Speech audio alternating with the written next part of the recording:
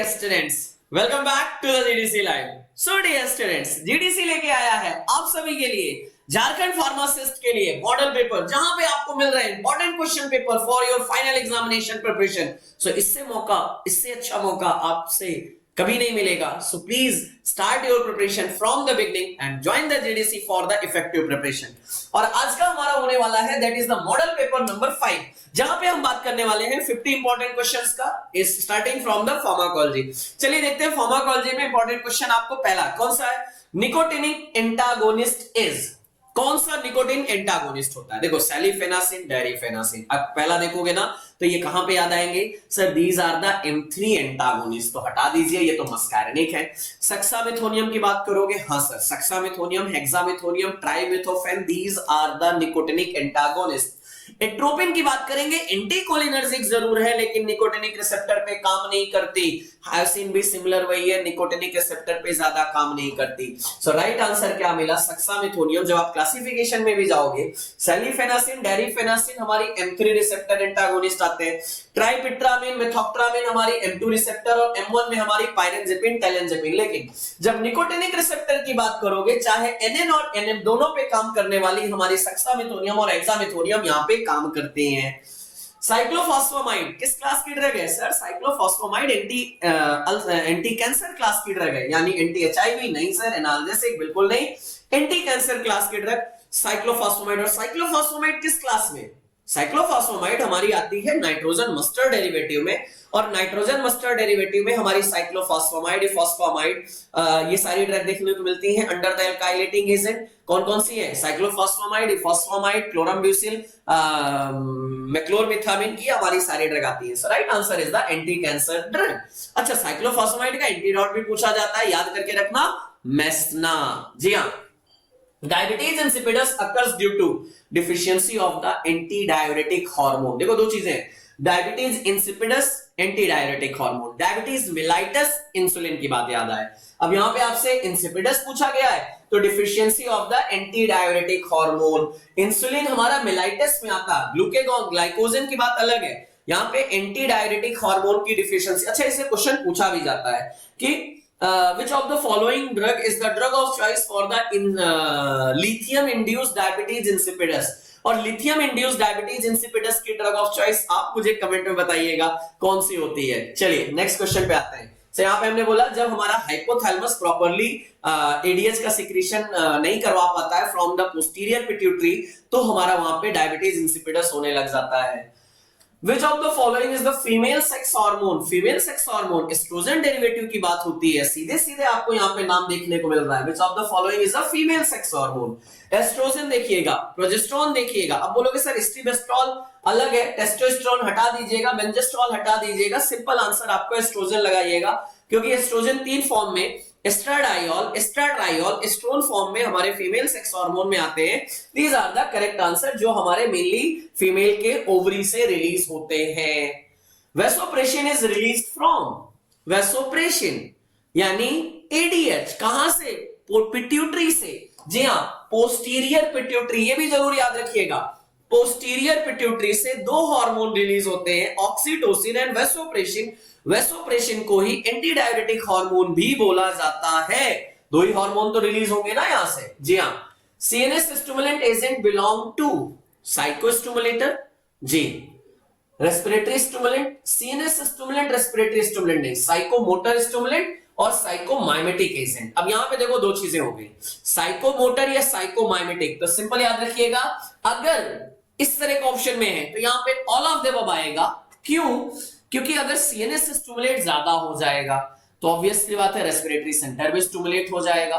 हमारे साइकोमाइमेटिक activity, psychomotor activity, सारी चीजें इनहैंस होंगी. एंटी एनालेप्टिक जिसको बोलते हैं respiratory enhancer, psychomotor stimulant, respiratory stimulant, ये सारी चीजें देखने को मिलेगी. और इवन अगर ज्यादा सीएनएस स्टिमुलेट हो जाएगा, that can also shows the convulsant effect, seizure आ सकते हैं. Oxytocin is the hormone release from. Oxytocin कहां से रिलीज होगा? सर पोस्टीरियर पिट्यूटरी से, इंटीरियर से नहीं. Pars in posterior lobe of the pituitary is the correct answer. जी हाँ, जिसको हम बोलते हैं हायर, हमारी देखो पिट्यूटरी क्या कहलाती है, एंटीरियर पिट्यूटरी एडेनोहाइपोफाइसिस, पोस्टीरियर पिट्यूटरी हमारा क्या कहलाती है, न्यूरोहाइपोफाइसिस। तो जी हाँ, न्यूरोहाइपोफाइसिस से हमारी ये रिलीज होगी, हाइपोफाइसिस इसीलिए तो बोला जाता है। Site of action of ADH, anti diuretic hormone, कहां पे काम करेगा, कहां पे काम करेगा सर, कहीं और नहीं, सिंपल, जो हमारा एंटी डायरेटिक हार्मोन या तो कलेक्टिंग डक्ट पे काम करेगा या हमारे डीसीटी पे काम करेगा। ऑप्शन में क्या है, प्रॉक्सिमल ट्यूब्यूल तो बिल्कुल नहीं, लूप ऑफ एनले नहीं, लूप ऑफ एनले नहीं, कलेक्टिंग डक्ट पे काम करेगा। That is the correct answer, D answer यहां पे आपको देखने को मिलेगा। Mainly ADH act on the collecting duct.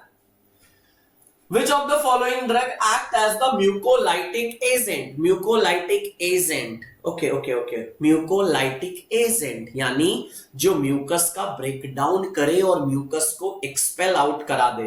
Codeine हमारा क्या है, कफ सेंटर सप्रेसेंट है। क्लोरफेनरामिन हमारी एंटी हिस्टामिनिक, ये भी कफ सेंटर सप्रेसेंट है। सॉल्ब्यूटामॉल की बात करेंगे, दैट इज द ब्रोंकोडाइलेटर है। सो आंसर क्या हुआ, कार्बोसिस्टीन। जी हाँ, कार्बोसिस्टीन हमारी वो होती है जो म्यूकोलाइटिक होती है, यानी म्यूकस के सिक्रेशन को बढ़ाती है। इवन ब्रोमेक्सिन, एसिटाइलसिस्टीन, एम्ब्रोक्सोन, कार्बोसिस्टीन, ये सारी हमारी क्या होती है, म्यूकोलाइटिक, यानी म्यूकस के बीच में जो हमारा बॉन्ड प्रेजेंट होता है उसको ब्रेक डाउन करके म्यूकस को एक्सक्रीट आउट करा देते हैं। Moclobemide is, moclobemide MAO inhibitor, moclobemide clorgyline MAO A inhibitor होते हैं। सेलेक्टिव सेरोटोनिन रिएप्टेक इनहिबिटर नहीं, वहां फ्लोक्सेटिन सर्ट्रालिन आती है। एंटीसाइकोटिक ड्रग नहीं, MAO inhibitor is the correct answer. जी हां, बिल्कुल करेक्ट है। प्रिवेंट्स रिसाइक्लेशन, ना माओ इनहिबिटर, और माओ में भी mainly Mao A inhibitor, MAO B में सेलेजेलिन और रेसेजेलिन आती है। माओ ए पूछा जाएगा तब हमारा ये आंसर आएगा। अच्छा एक चीज और सुनना, नॉन सेलेक्टिव माओ इनहिबिटर की बात करेंगे तो हमारा वहां पे फेनाल्जिन एंड ट्राइनाइलसाइप्रोमिन आती है।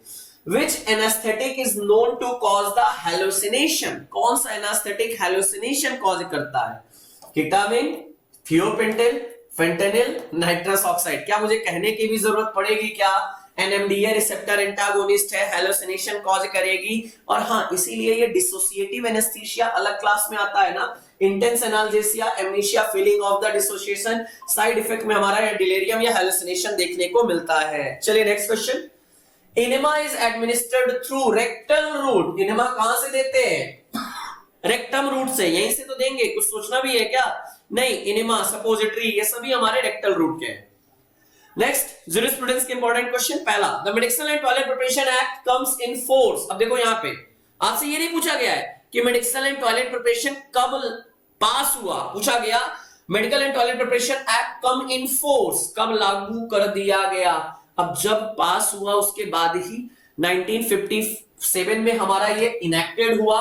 पास कब बात करोगे तो 1955 में हमारा ये पास हुआ और 1957 में इनेक्टेड हुआ, यानी 2 साल लग गए इसको पास होके एक्ट इनेक्टेड होने में। तो 1955 medicinal and toilet preparation act was passed, 1957 enacted.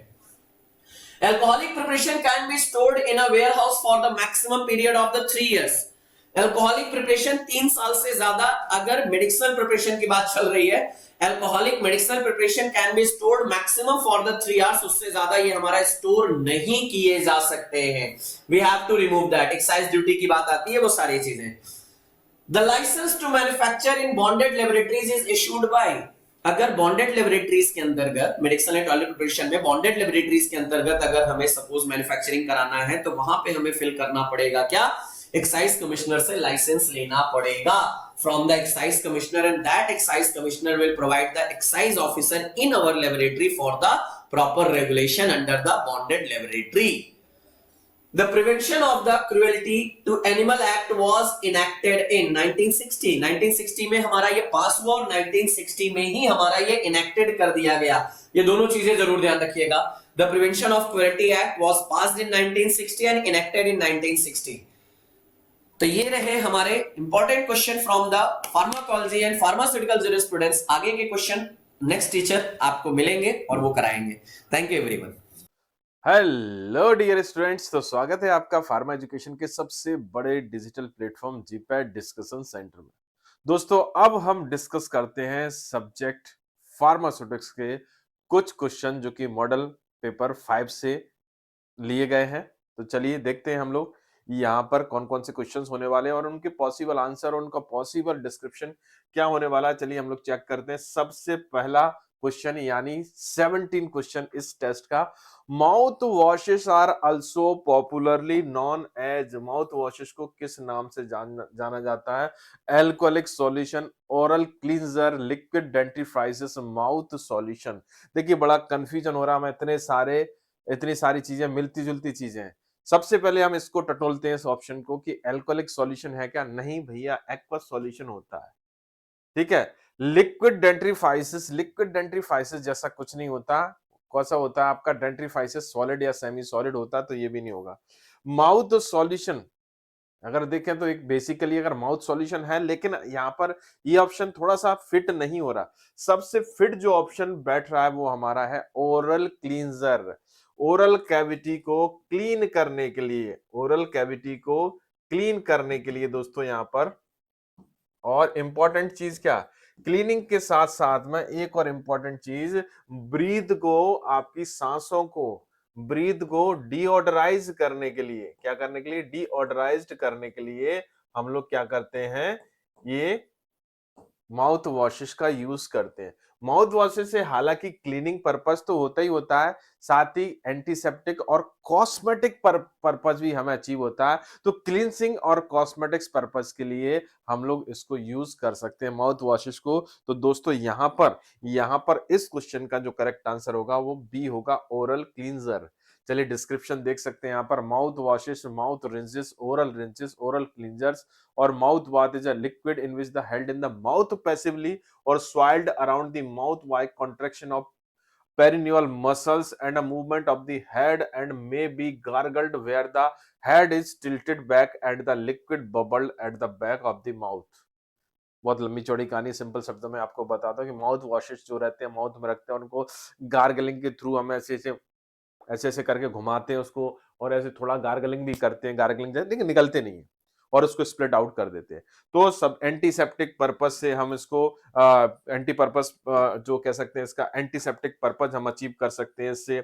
Microbial load को हम रिड्यूस कर सकते हैं, माउथ को बेहतर हाइजीनिक को प्रोवाइड कर सकते हैं, क्योंकि इसमें एनाल्जेसिक, एंटी इंफ्लामेटरी और एंटी फंगल एक्शन भी शो करते हैं।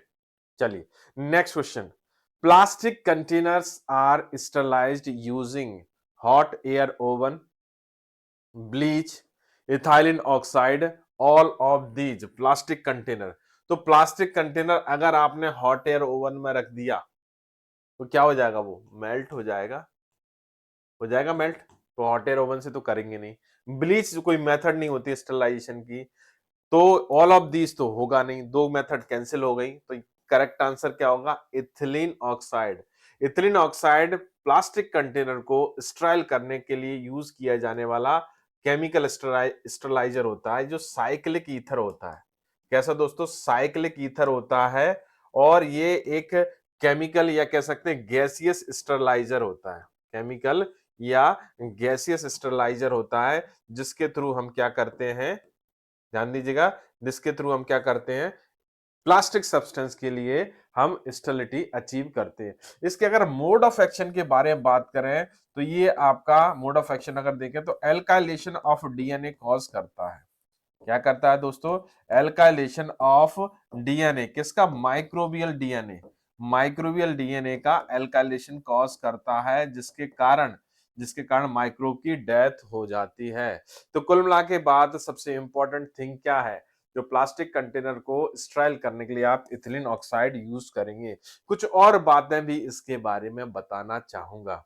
इथिलीन ऑक्साइड आपकी टॉक्सिक और इनफ्लेमेबल गैस होती है। 3% ऑक्सीजन के 3% एयर के साथ मिक्स करके ब्लास्ट कर सकती है। तो इसलिए कभी इसको प्योर फॉर्म में यूज नहीं करते। प्योर फॉर्म में इसको CO2 या फिर क्लोरोफ्लोरो हाइड्रोकार्बन के साथ मिक्स करके हम लोग यूटिलाइज करते हैं। तो दोस्तों इस क्वेश्चन का जो सही आंसर होगा हमारे लिए वो क्या होगा? Right answer C, ethylene oxide.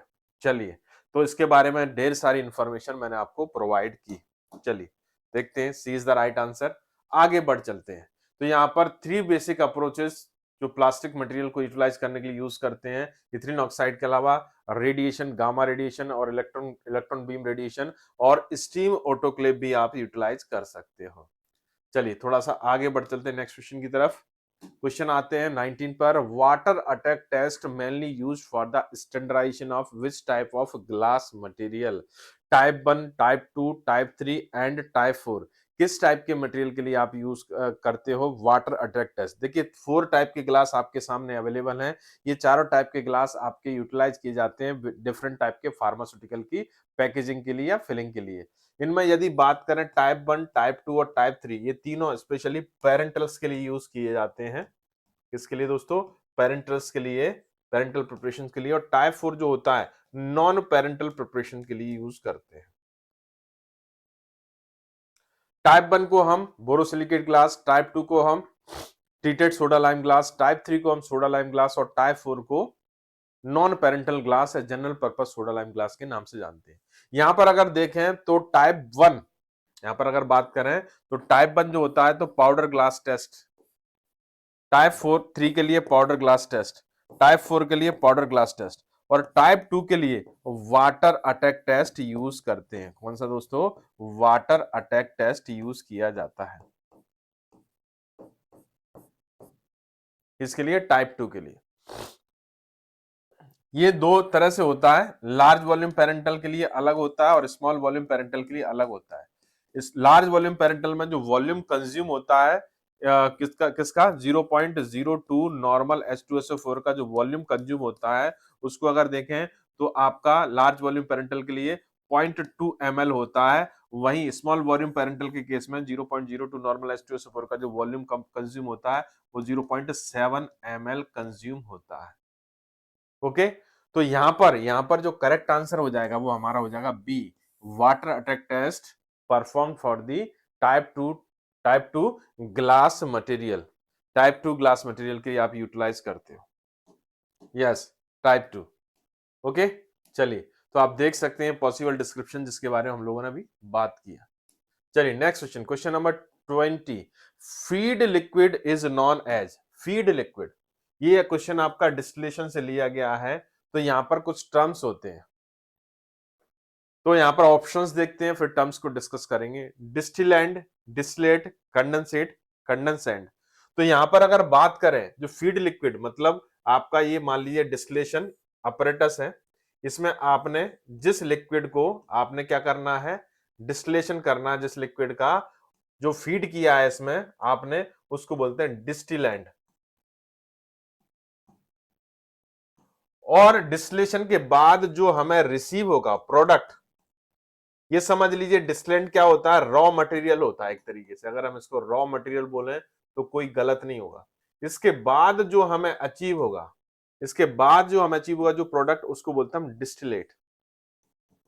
और डिस्टिलेशन में जो कंडेंसेशन की प्रोसेस होती है तो उसमें कंडेंसेशन के बाद जो कंडेंसेशन के लिए जाता है उसको कंडेंसेंट, और कंडेंसेट होने के बाद जो मिलता है वो कंडेंसेट बोलते हैं। लेकिन यहाँ पर फीड लिक्विड का पूछा गया है तो डेफिनेटली फीड लिक्विड को यहाँ पर किस नाम से जानते हैं, डिस्टिलेंट के नाम से जानते हैं।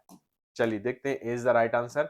और यहाँ पर आप देख सकते हैं distillation is the definition, distillation क्या होता है, separation of components of liquid mixture, liquid mixture में से कंपोनेंट को सेपरेट करने का जो प्रोसेस होता है उस प्रोसेस को बोलते हैं हम डिस्टिलेशन। इसमें जो एक लिक्विड होता है वो उसका वेपर प्रेशर ज्यादा होता है, वो जल्दी से वेपराइज हो जाता है और कंडेंस होके दूसरी प्लेस पर हम उसको अलग ऑप्टेन कर लेते हैं। तो यहाँ पर मेन जो की फैक्टर क्या है डिस्टिलेशन का, डिफरेंस इन दी वोलेटिलिटी। की फैक्टर के बारे में अगर बात करें तो डिफरेंस इन वोलेटिलिटी,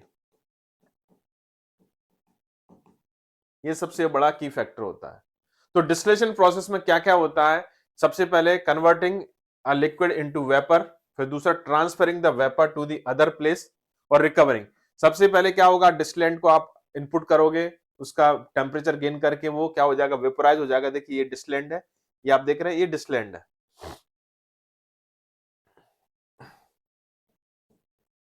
डिस्टिलेंट क्या हुआ आपका, ये टेम्परेचर दिया, ये वेपोराइज फॉर्म में आया, मैटर, और ये दूसरी जगह पर जाकर यहां से हमने अलग कलेक्ट कर लिया। तो कलेक्ट किया, अब उसको डिस्टिलेट या कंडेंसेट के नाम से जानते हैं। डिस्टिलेट जो कलेक्ट किया है इसको हम डिस्टिलेट या कंडेंसेट के, कंडेंसेशन के बाद जो मिलेगा वो कंडेंसेट मिलेगा या डिस्टिलेट, एक ही चीज होती है। तो ये जो फीड लिक्विड है वो क्या कहलाता है आपका, डिस्टिलेंट कहलाता है। चलिए, simple sucrose is saturated solution of, बड़ा ही सिंपल क्वेश्चन है, सिंपल सिरप का क्वेश्चन है। चलिए इसके बारे में बात करें। Option A sucrose, option B fructose, option C dextrose and option D none of the above. Okay, चलिए तो यहां पर देखते हैं सिंपल सिरप के बारे में, डेफिनेशन को रिकॉल करते हैं। Simple syrup is the concentrated aqueous solution of sucrose. Okay, sucrose का कंसंट्रेटेड एक्वस सॉल्यूशन होता है, तो आंसर तो हमारा सुक्रोज हो जाएगा। यहां पर अगर देखें सुक्रोज का, तो यहां पर कंसंट्रेशन कितना, कंसंट्रेशन मोर देन 60% कंसंट्रेशन होता है। मोर देन 60% कंसंट्रेशन पर जब सुक्रोज का प्रेजेंट होता है तब प्रिपरेशन सेल्फ प्रिजर्वेशन मोड पर पहुंच जाती है, मतलब इसको प्रिजर्वेटिव की रिक्वायरमेंट नहीं होगी। अगर हम सिंपल सिरप आईपी और सिंपल सिरप यूएसपी में बात करें, सिंपल सिरप आईपी या सिंपल सिरप बीपी या सिंपल सिरप यूएसपी या सिंपल सिरप एनएफ, इनमें अगर बात करें कंसंट्रेशन की चर्चा करें, तो यहां पर सिंपल सिरप आईपी या बीपी में 66.7% वेट बाय वेट कंसंट्रेशन होता है सुक्रोज का, और इसमें होता है आपका 85% वेट बाय वॉल्यूम। ये इंपॉर्टेंट चीज है। तो इंपॉर्टेंट चीज मैंने आपको सुक्रोज सिंपल सिरप के बारे में सारी चीजें बता दी। चलिए आगे चलते हैं। आंसर हो गया ए, और ये इसका आप देख सकते हैं डेफिनेशन।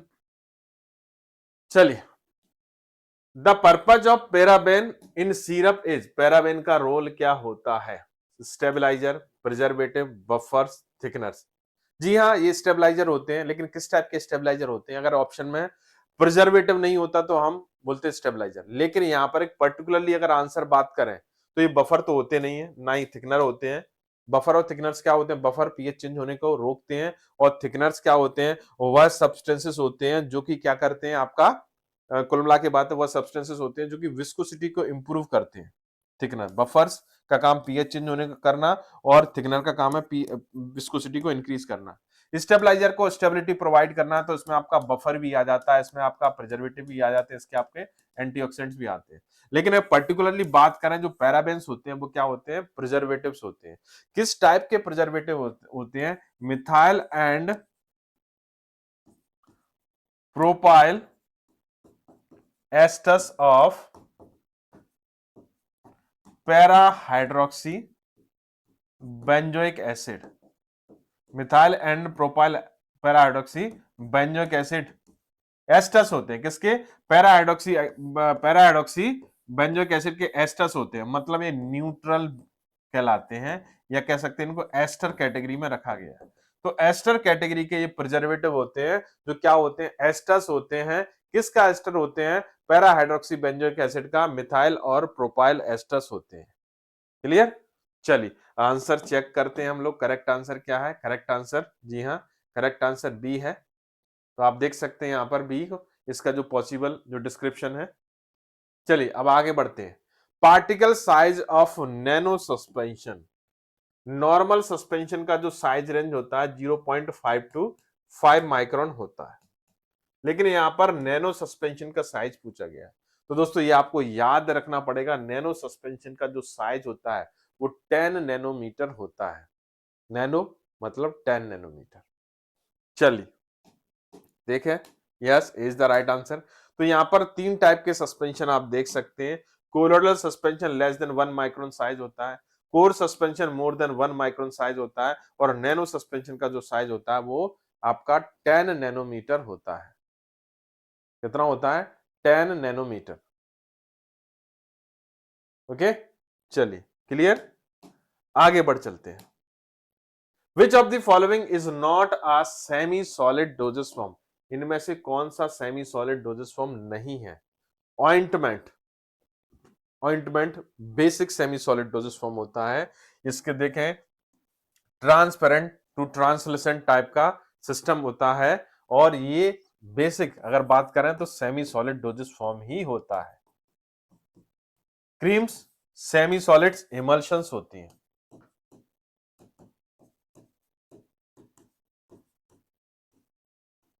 ये जो आपका ऑइंटमेंट है, ये आपका सेमी सॉलिड इमल्शन भी हो सकता है और सेमी सॉलिड सस्पेंशन भी हो सकता है, क्योंकि ड्रग इसमें सस्पेंडेड या इमल्सिफाइड फॉर्म दोनों में प्रेजेंट रह सकती है। पेस्ट बात करें, थिक स्टिफर, थिक या कह सकते हैं स्टिफ सेमी सॉलिड प्रिपरेशन होती है।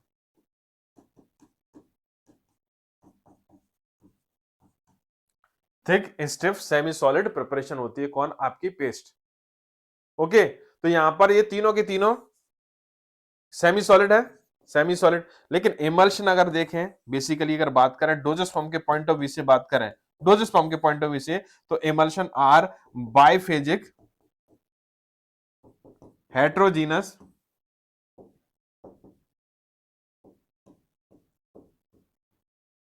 लिक्विड डोजेस फॉर्म्स होते हैं।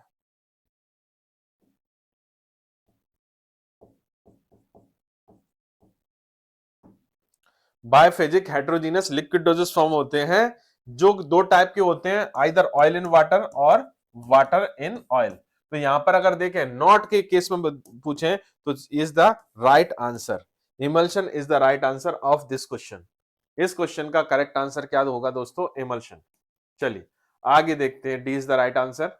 नेक्स्ट क्वेश्चन की तरफ जाने से पहले हम लोग देख सकते हैं यहां पर सॉलिड डोजेस फॉर्म में टैबलेट कैप्सूल्स आते हैं, पाउडर डस्टिंग पाउडर, और सेमी सॉलिड में क्रीम पेस्ट, जेल, जेलीज, और मोनोफेजिक में आपके सिरप सॉल्यूशन, बाइफेजिक में सस्पेंशन सॉल्यूशन, इस तरीके के डोजेस फॉर्म आते हैं। Bees wax is an example of which type of ointment base? Bees wax, चार टाइप के ऑइंटमेंट बेस होते हैं, हाइड्रोकार्बन ओलियजिनस, एब्जॉर्प्शन, वाटर मिसिबल और water removal, and water soluble base.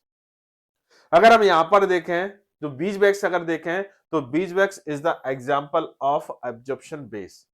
Absorption base क्यों इसको बोल रहे हैं? क्योंकि बीज वैक्स में क्या होता है कि बीज वैक्स में वाटर एब्जॉर्प्शन कैपेबिलिटी अच्छी खासी होती है। क्या होती है? Water absorption capacity. तो वाटर को एब्जॉर्ब करके ये क्या कर सकता है? इन सीटू इमल्शन प्रोड्यूस कर सकता है। क्या कर सकता है?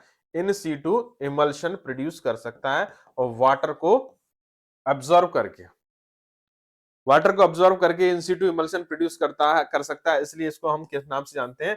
एब्जॉर्प्शन बेस के नाम से जानते हैं। किस नाम से दोस्तों? एब्जॉर्प्शन बेस के नाम से जानते हैं। इसके अलावा और भी एब्जॉर्प्शन बेस होते हैं, जिनमें आपका लेनोलिन, एनहाइड्रस लेनोलिन, या इसको हम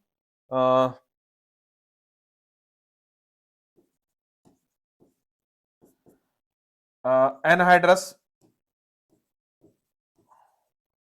वूल फैट, और कोलेस्ट्रॉल, वूल अल्कोहल, ये सब किसमें आते हैं? आपके ओलेजिनस, सॉरी एब्जॉर्प्शन बेस में आते हैं। ओलेजिनस भी, अगर हाइड्रोकार्बन ओलेजिनस के बारे में बात करें तो इसमें आपका hard paraffin, soft paraffin,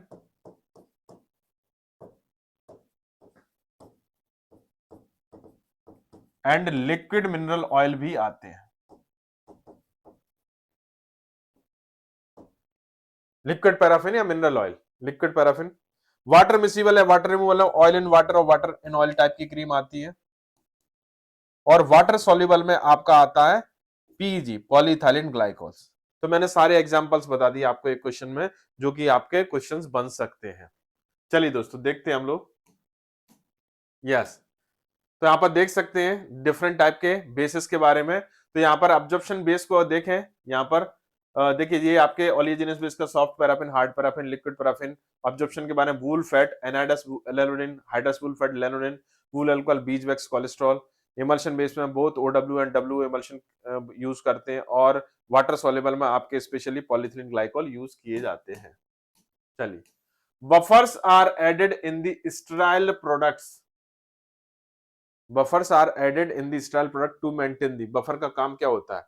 sterility, pH maintain करना, विस्कोसिटी मेंटेन करना, आइसोटोनिसिटी मेंटेन करना। तो स्टेरिलिटी मेंटेन करना तो ऐसा पॉसिबल नहीं कि मेंटेन रहे, हाँ, लेकिन स्टेरिलिटी हम अचीव कर सकते हैं by the process of different sterilisation techniques. Different sterilisation techniques होते हैं, उसके थ्रू क्या करते हैं हम लोग स्टेरिलिटी अचीव करते हैं। देखा होगा आप लोगों ने कि आपकी केमिकल मेथड और आपकी थर्मल मेथड, रेडिएशन मेथड, इससे आप स्टेरिलिटी अचीव कर सकते हो। ओके, इससे आपको स्टेरिलिटी अचीव हो जाती है। ओके, स्टेरिलिटी मेंटेन करने के लिए आपको बेसिकली अगर देखें तो बाद में मेंटेन करना पड़ेगा, तो आपको प्रॉपर पैकेजिंग रखनी पड़ेगी, उससे आपकी मेंटेन होगी स्टेरिलिटी। विस्कोसिटी देखें, नेक्स्ट पॉइंट देखें, विस्कोसिटी। विस्कोसिटी को मेंटेन करने के लिए या विस्कोसिटी प्रोवाइड करने के लिए विस्कोसिटी इम्पार्टनिंग एजेंट की रिक्वायरमेंट होती है। विस्कोसिटी इम्पार्टनिंग एजेंट की रिक्वायरमेंट होती है।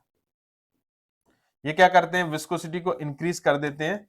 इनको हम थिकनर्स के नाम से भी जानते हैं, जिसके कारण स्टेबिलिटी और कह सकते हैं पैलेटेबिलिटी, पोरेबिलिटी हमें मिल जाएगी। ठीक है, तो विस्कोसिटी को इंक्रीज करने के लिए विस्कोसिटी मॉडिफायर आप यूज करोगे। फिर उसके बाद आइसोटोनिसिटी के लिए आप क्या करोगे, ठीक है ना, आइसोटोनिसिटी के लिए आप क्या करोगे, आप कुछ सॉल्ट वगैरह या कह सकते हैं इनको हम टोनोसिटी कंट्रीब्यूटर या टोनोसिटी एडजस्टिंग एजेंट आप यूज करोगे। टोनोसिटी कंट्रीब्यूटर या टोनोसिटी एडजस्टिंग एजेंट्स आप यूज करो। किसके लिए आप, ये किसके लिए, आपके आइसोटोनिसिटी को मेंटेन करने के लिए। यहां पर बात हो रही है बफर का रोल। तो बफर ना तो स्टेबिलिटी मेंटेन रखते हैं, ना विस्कोसिटी के काम आते हैं, ना आइसोटोनिसिटी के काम आते हैं। बफर क्या करते हैं, पीएच को चेंज होने से रोकते हैं, मतलब डिजायर पीएच मेंटेन करते हैं। जो पीएच हमें चाहिए उसको मेंटेन करते हैं, to maintain the desire pH. Desire pH maintain करने का काम करते हैं। वो डिजायर पीएच क्या हो सकती है, किस लिए हो सकती है, maximum solubility and maximum stability के लिए। मैक्सिमम सॉल्युबिलिटी, ड्रग की मैक्सिमम सॉल्युबिलिटी के लिए और मैक्सिमम स्टेबिलिटी के लिए हमें डिजायर पीएच की रिक्वायरमेंट होती है। तो ये डिजायर पीएच को मेंटेन करने का काम कौन करता है, बफरिंग एजेंट्स काम करते हैं।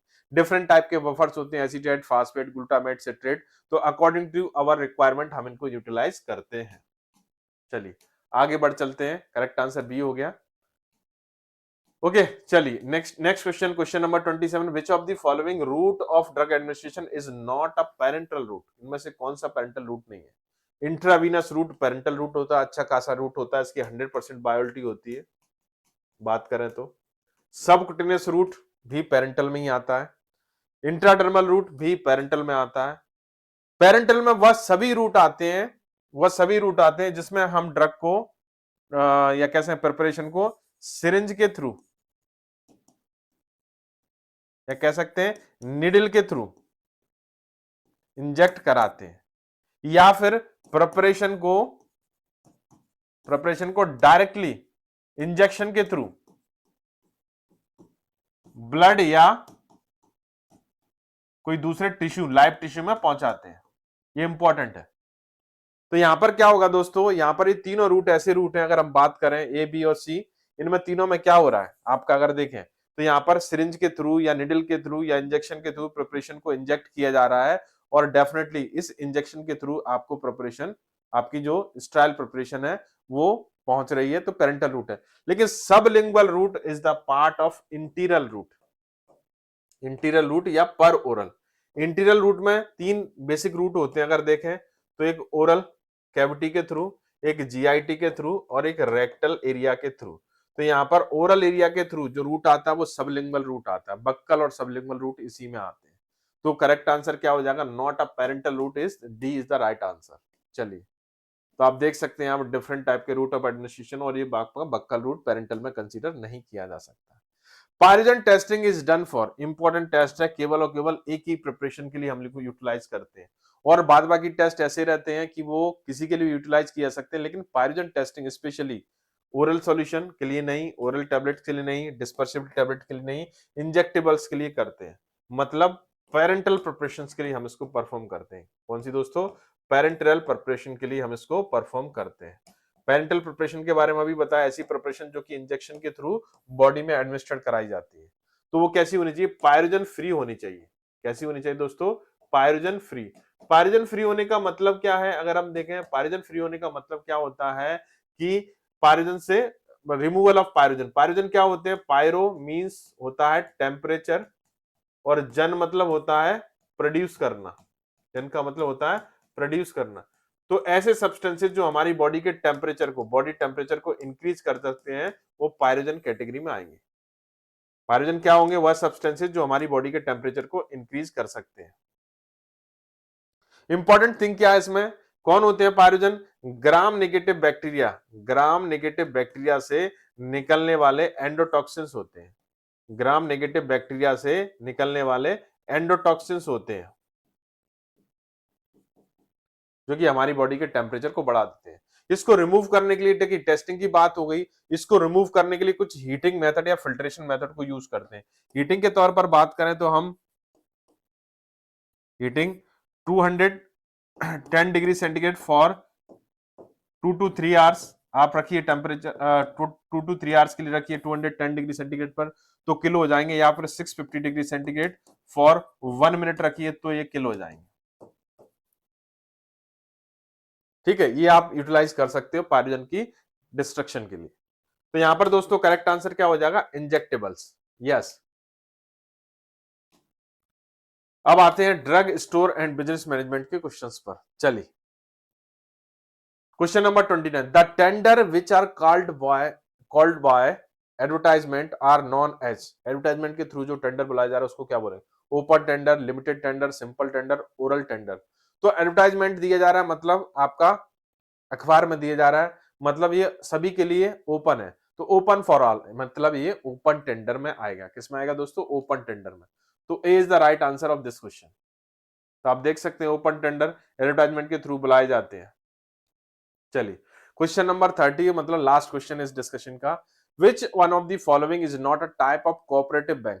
Primary credit society, central cooperative bank, type of cooperate, not पूछा, नॉट अ कोऑपरेटिव बैंक। देखिए प्राइमरी क्रेडिट सोसाइटी, तो सोसाइटी बैंक कोऑपरेटिव बैंक में ही आते हैं। सेंट्रल कोऑपरेटिव बैंक, ये तो कोऑपरेटिव बैंक ही है। स्टेट कोऑपरेटिव बैंक, ये भी कोऑपरेटिव बैंक ही है। लेकिन एक्सचेंज बैंक ये कोऑपरेटिव बैंक में नहीं आता। तो मतलब करेक्ट आंसर क्या हो जाएगा? D is the right answer of this question. तो आप देख सकते हैं टाइप ऑफ बैंक्स में अगर देखें तो central bank, commercial bank, development bank, specialised bank और कोऑपरेटिव बैंक। कोऑपरेटिव बैंक में primary credit society, central cooperative banks, state cooperative bank, और वहीं कमर्शियल बैंक्स में पब्लिक सेक्टर, प्राइवेट सेक्टर और फॉरेन बैंक्स आते हैं। चलिए दोस्तों, इस डिस्कशन में इतना ही। आगे के डिस्कशन के लिए हम लोग नेक्स्ट टीचर्स के पास चलते हैं। ओके दोस्तों, चलिए मिलते हैं हम लोग। Thank you so much, take care, bye bye. Hospital pharmacy से क्वेश्चन सॉल्व करेंगे। चलिए देखते हैं कौन कौन से क्वेश्चन हैं जो कि हॉस्पिटल फार्मेसी से पूछे जा सकते हैं। फर्स्ट क्वेश्चन आप देखेंगे, which branch of medicine deal with diagnostic and therapeutic value. ठीक है, इनमें से कौन सा ब्रांच है जो कि क्या करेगा? डायग्नोस्टिक और थेरेपेटिक वैल्यू को इंडिकेट कर रहा है। ठीक है, क्या कुछ दिया गया है ऑप्शन, जैसे कि फार्मेसी, तो आप फार्मेसी में क्या कुछ स्टडी करते हैं? यहाँ पर हम स्टडी करते हैं कंपाउंडिंग और डिस्पेंसिंग का। किसी भी ड्रग का जब हमें क्या करना हो, कंपाउंडिंग करना हो और डिस्पेंस करना हो, है ना, डिस्पेंसिंग को हम लोग यहाँ पर स्टडी करते हैं। ठीक है, अब बात करते हैं, दिया गया है फिजियोलॉजी। तो आपने ह्यूमन एनाटॉमी एंड फिजियोलॉजी सुना होगा। तो ये जो फिजियोलॉजी वर्ड है वो क्या फंक्शन को इंडिकेट करता है। ठीक है, जो स्ट्रक्चरल फंक्शन है हमारी बॉडी का, इनके बारे में जब स्टडी करते हैं तब उसको हम क्या कहते हैं? फिजियोलॉजी। रेडियोलॉजी, रेडियोलॉजी क्या है? जहाँ पर आपने देखा होगा एक्सरे वगैरह। ठीक है, एक्सरे वगैरह में क्या करते हैं हम लोग? स्कैनिंग करते हैं कह लीजिए अपनी बॉडी का। उसके बाद क्या करते हैं? डायग्नोसिस करते हैं उनका कि क्या कुछ इनमें डिफेक्ट है, कि सब कुछ सही है, हेल्दी है। मीन्स इनको क्या कर रहे हैं? जांच पड़ताल कर रहे हैं, डायग्नोज कर रहे हैं। तो जिससे कि क्या हो, उनकी जो थेरेपेटिक एक्टिविटी है, मीन्स कह सकते हैं कुछ यदि प्रॉब्लम है, क्या कुछ है ना, सिम्टॉम वगैरह है, तो उनके डायग्नोसिस के लिए इनको क्या यूज़ करते हैं? रेडियोलॉजी को कह लीजिए। जैसे कि एक्सरे वगैरह सबसे ईजी एग्जाम्पल इनके लिए है। फिर यदि बात करें पैथोलॉजी, ठीक है, पैथोस मीन्स क्या होता है? ये जो वर्ड है वो इंडिकेट करता है किसी भी सफरिंग या डिसीज को। ठीक है, मीन्स सफरिंग, किसी भी चीज़ से सफ़र कर रहे हैं, मीन्स कोई डिसीज़ है, डिसऑर्डर है, तो इनके जो कॉजेस है, सिम्टॉम है, इनके बारे में जब हम स्टडी करेंगे तब वो कहलाता है पैथोलॉजी। इसके अकॉर्डिंग यदि हम बात करें डायग्नोसिस एंड थेरेपेटिक वैल्यू की, जब हम लोग यहाँ पर ट्रीट यदि कर रहे हैं, यदि डील कर रहे हैं इससे, तब वो कहलाएगा रेडियोलॉजी। ओके, सारी चीज़ें यहाँ पे क्लियर है। रेडियोलॉजी क्या होगा, फार्मेसी क्या होगा, साथ ही साथ फिजियोलॉजी क्या होगा, तो ऐसे कुछ टर्म है उनको भी पूछा जाएगा, तो इसको आपको ध्यान में रखना होगा। रेडियोलॉजी हो जाएगा यहाँ पर करेक्ट आंसर। और देखिए इन सभी ब्रांचेस में क्या कुछ स्टडी करते हैं ये हमने देख लिया। आगे चलिए, if the bed size is 201 to 300 then how many pharmacist should be there. ठीक है, यदि किसी हॉस्पिटल में, ठीक है, यदि बात करते हैं कितने बेड हैं, देखिए हमेशा आपको ध्यान में रखना है hospital pharmacy number of bed वाले क्वेश्चन आएंगे, ठीक है, जो हमने और भी आपके मॉडल पेपर में देखे हैं, या फिर नंबर ऑफ फार्मासिस्ट, ये क्वेश्चन जरूर से पूछे जाते हैं। ठीक है, ये दोनों को आपको ध्यान में रखना है। ओके, लार्ज हॉस्पिटल क्या है, स्मॉल हॉस्पिटल क्या है, ये इनके बारे में क्वेश्चन आते ही हैं। फिर यदि हम बात करते हैं, चलिए कि यहाँ पर दिया गया है क्या कि आपके नंबर ऑफ बेड्स के according, okay, number of beds के अकॉर्डिंग क्या कुछ है। अब देखिए कितने बेड हैं यहाँ पर, बेड साइज यदि दिया गया है 201 से लेकर 300, तो फार्मासिस्ट कितने होने चाहिए। तो यदि हम बात करें 50 जहाँ पर बेड है तो वहाँ पर 3 फार्मासिस्ट होनी ही चाहिए, 100 जहाँ पर बेड है वहाँ पर 5 फार्मासिस्ट होना चाहिए। वैसे ही 200 बेड है तो क्या होना चाहिए, यहाँ पर आपको 8 फार्मासिस्ट होना चाहिए, और 300 अप टू 300 बेड है तो यहाँ पर 10 फार्मासिस्ट होने चाहिए, और 500 यदि बेड है तो यहाँ पर 15 फार्मासिस्ट होने चाहिए। तो ये जो रेशियो है उनको आपको ध्यान में रखना होगा। अब देखिए इसके अकॉर्डिंग 200 से 300 मीन्स अप टू 300 की बात करेंगे तो क्या हो जाएगा, 10 फार्मासिस्ट हमें चाहिए। यदि 300 तक की बेड है, 200 से लेकर 300 की बात करेंगे तो क्या हो जाएगा आपका 10 फार्मासिस्ट होने चाहिए। वहीं पर यदि बात करते केवल 200 लिखा रहता है या 200 से कम, ठीक है, 200 से कम 100 और 200 के बीच की बात करेंगे तब वो फिर क्या हो जाएगा, वो होगा 8। ठीक है, वहां पर 8 फार्मासिस्ट रिक्वायर होंगे। तो यहाँ पर करेक्ट आंसर क्या कुछ हो जाएगा आपका 10, और ये आप ध्यान में रखिए इस टेबल को। ठीक है, अप टू 50 बेड तक है उस हॉस्पिटल में तो 3 फार्मासिस्ट होने ही चाहिए। वहीं पर यदि 100 बेड्स जरूर से हैं तब 5 फार्मासिस्ट होने चाहिए। 200 तक है तो आपको 8 फार्मासिस्ट चाहिए, और 300 तक है, ठीक है, 2 से लेकर 300 तक के बीच है तो 10 फार्मासिस्ट चाहिए, और 500 तक की है, 3 से 500 तक की है तब 15 फार्मासिस्ट होने ही चाहिए। क्लियर है यहाँ तक। चले फार्माकोग्नोसी की ओर। फार्माकोग्नोसी से कुछ क्वेश्चन सॉल्व करेंगे। तो दिया है which drug is use in the treatment of xerophthalmia. ठीक है, जीरोफ्थैल्मिया इट मीन्स क्या है, नाइट ब्लाइंडनेस कह लीजिए, या फिर जो कलर डिसऑर्डर जो है, ठीक है, उसको हम कहते हैं जीरोफ्थैल्मिया। इट मीन्स ये आई रिलेटेड प्रॉब्लम है, विजन रिलेटेड कह लीजिए। तो आप सभी को पता है विजन रिलेटेड यदि कोई प्रॉब्लम है तो वहाँ पर हम विटामिन ए को यदि यूज करते हैं, जैसे कि जीरोफ्थैल्मिया हो गया, नाइट ब्लाइंडनेस है, तो ऐसे कंडीशन में विटामिन ए बहुत ही अच्छा होता है। जब विटामिन ए की डेफिशिएंसी होती है तभी जाकर जीरोफ्थैल्मिया और नाइट ब्लाइंडनेस जैसी कंडीशन आती है। तो इनको ट्रीटमेंट के लिए क्या करना होगा, विटामिन ए सप्लीमेंट देना होगा। तो यहाँ पर देखिए कोई ऑप्शन है जहाँ पर विटामिन ए हमें प्रचुर मात्रा में मिल रही हो। ऑप्शन देख लेते हैं क्या कुछ है, shark liver oil, cocoa butter, lard दिया गया है एंड बीजवैक्स। तो सार्क लीवर ऑयल की हम बात करते हैं तो यहाँ पर की जो ऑयल होती है उसमें विटामिन ए बहुत ही अच्छी क्वांटिटी में प्रेजेंट होता है। तो इसीलिए जीरोफ्थैल्मिया कह लीजिए या फिर नाइट ब्लाइंडनेस या फिर विजन रिलेटेड प्रॉब्लम के लिए सार्क लीवर ऑयल का यूज यहाँ पर किया जाता है, क्योंकि इसमें प्रेजेंट होता है विटामिन ए। ओके, इनका लीवर का हम क्या लेंगे, इनका ऑयल लेंगे जिस ऑयल में क्या प्रेजेंट होगा, विटामिन ए प्रेजेंट होते हैं। ये जो कि साथ ही साथ विटामिन है तो न्यूट्रिएंट प्रॉपर्टी भी ये रखते हैं। आगे चलते जाइए। साथ ही साथ यदि आप झारखंड फार्मासिस्ट की प्रिपरेशन कर रहे हैं तो ज़रूर से आपको टेस्ट सीरीज ज्वाइन करनी चाहिए, जहां पर 40 टेस्ट आपको मिल रहे हैं। 27 topic wise, subject wise test की बात करेंगे तो 6 है, मॉडल मिलने वाले हैं, जिससे कि आप आसानी से अपनी झारखंड की प्रिपरेशन कर सकते हैं। तो ज़रूर से आपको टेस्ट सीरीज में ज्वाइन करना चाहिए, जिसके लिए आपको जीडीसी क्लासेस ऐप डाउनलोड करनी है। आपको कोर्स में जाकर झारखंड फार्मासिस्ट आप लिखते हैं टेस्ट सीरीज तो आपको अवेलेबल हो जाएगी, जो कि केवल क्या है 99 रुपीज़ में आपको 40 टेस्ट यहाँ पर प्रोवाइड की जा रही है। तो चलिए ज़रूर से आपको इसमें ज्वाइन करके अपनी प्रिपरेशन को बहुत अच्छी करनी चाहिए। आगे चलते जाइए। रिजर्पेन इज आइसोलेटेड फ्रॉम राउल्फिया। ठीक है। रिजर्पिन जो है वो राउल्फिया से क्या होता है, आइसोलेट होता है। तो अब ये कौन से पार्ट से ऑब्टेन होता है इसकी बात करेंगे, ठीक है। राइजोम है, लीफ है, स्टेम और रूट दिया गया है। तो आर फॉर आपको क्या याद रखना है, देखिए ऐसे यदि हम आर फॉर याद रखें तो राइजम और रूट में हमें कंफ्यूजन होगी, पर मैं आपको एक और ट्रिक बताती हूँ कि राउल्फिया क्या है, सर्पेंटाइना, इससे ऑब्टेन होता है। राउल्फिया सर्पेंटाइना इनका बायोलॉजिकल सोर्स है। और क्या करते हैं, इनके जो जड़ होती है मीन्स रूट, वो आपको दिखाई कैसे पड़ेंगे, सांप के सेब के जैसा नजर आता है। इसीलिए इनका जो नाम है यदि हिंदी में बोले तो सर्पगंधा इसे कहते हैं, क्योंकि इनका जो शेप है वो सांप के जैसा होता है और इनका रूट पार्ट को हम यूज यहाँ पर मेनली करते हैं। तो राउल्फिया जब कभी भी पूछा जाए तो आपको क्या करना है, यहाँ पर जाना है रूट पार्ट में, ठीक है। देखिए यहाँ पर देखिए ये पूरे सांप के शेप का नजर आ रहा है थोड़ा, तो यही होता है मेनली राउल्फिया सर्पेंटाइना, ठीक है, जो कि क्या है, रूट पार्ट को हम यूज यहाँ पर लाते हैं। पार्ट से भी क्वेश्चन पूछा जाता है क्योंकि पार्ट ही तो मेन है। पूरे प्लांट में कौन सा वो स्पेसिफिक पार्ट है जिसमें मेडिसिनल एक्टिव जो सब्सटेंस है वो प्रेजेंट है, इसीलिए हमेशा पार्ट को भी ध्यान में आप रखेंगे, कभी भी इसकी इसे नहीं करना है। आगे चलिए, विच एल्किलॉइड इज यूज्ड एज एंटीडस्टिव। एंटीडस्टिव इसमें से कौन से हैं भाई, एंटीडस्टिव क्या होते हैं, ये ऐसे ड्रग हैं जो कि क्या करते हैं, जो आपको कफिंग हो रही है, ये क्या करेंगे, जो कफ सेंटर है,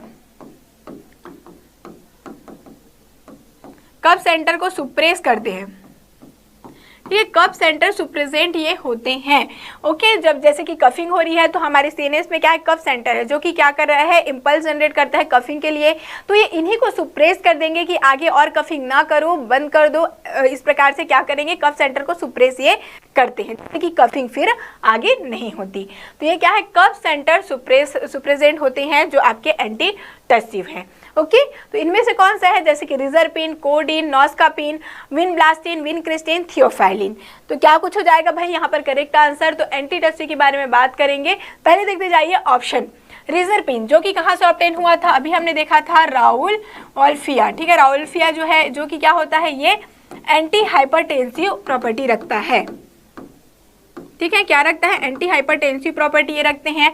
कोडीन और नॉस्कापिन, ठीक है, तो ये ऑब्टेन किससे होते हैं, ये आपके ऑब्टेन होते हैं ओपियम से, ठीक है। ओपियम में और साथ ही साथ क्या कुछ प्रेजेंट होते हैं, तो मॉर्फिन वगैरह है जो कि एनाल्जेसिक प्रॉपर्टी रखते हैं, ओके। बट यदि बात करेंगे कोडीन और नॉस्कापिन, ये होते हैं आपके कफ सेंटर सुप्रेजेंट, जो कि मेनली आपने देखा होगा कफ सिरप वगैरह में इनको यूज भी किया जाता है, ठीक है। आपने कोडीन को हर जगह देखा होगा, पहले बहुत ज़्यादा यूज किया जाता था कोडीन को कफ सिरप वगैरह के प्रिपरेशन में। बात करेंगे विनब्लास्टिन और विनक्रिस्टिन का, तो ये ऑब्टेन होता है किससे, विनका से, ठीक है। विनका रोजिया, कैथेरेंथस रोजिया जिसको हम कहते हैं, और इनकी एक्टिविटी कैसी होती है, एंटी कैंसर प्रॉपर्टी ये रखते हैं। क्या होता है, ये एंटी कैंसर प्रॉपर्टी रखेंगे, एंटी ट्यूमर प्रॉपर्टी रखते हैं। थियोफाइलिन, ठीक है, थियोफाइलिन क्या है, तो ये कह सकते हैं मेनली ये क्या करेंगे, स्मूथ मसल को रिलैक्स भी ये करते हैं, ओके। चलिए, तो आगे चीज़ें क्लियर हो गई होंगी, और ये जो टेबल है बहुत हेल्पफुल रहने वाला है, इसलिए ज़रूर से इनको आप लोग स्क्रीनशॉट ले लीजिए और एक बार रिमाइंड जरूर से करिएगा, क्योंकि ये डायरेक्ट क्वेश्चन बनते हैं, इनसे कई क्वेश्चन बन सकते हैं डायरेक्टली यूज, और मेन केमिकल कॉन्स्टेंट दिए गए हैं। आगे चलिए, murexide test is used to detect, ठीक है। म्यूरेक्साइड टेस्ट नाम ही बहुत अच्छा है, जरूर से पूछा जा सकता है भाई, और ये ऐसे टेस्ट, स्पेसिफिक टेस्ट जिनके लिए होते हैं, ये क्वेश्चन जरूर से पूछा जाता है, तो इनको आप लोग जरूर से याद रखेंगे, जो जो स्पेसिफिक टेस्ट है उनका क्वेश्चंस। चलिए देखते हैं क्या कुछ ऑप्शन है, उसके बाद हम क्लियरली आंसर पे आएंगे। ट्रोपेन एल्कलॉइड की बात करें, ट्रोपेन एल्कलॉइड होते कौन कौन से हैं, तो आपको मैंने एक ट्रिक बताया है, आपको याद रखना है। BDS कॉलेज में DCA की पढ़ाई होती है। क्या बताया था मैंने, ट्रोपेन एल्कलॉइड क्या क्या होते हैं, तो आपको बी से बेलर ने याद रखना है, बताया था।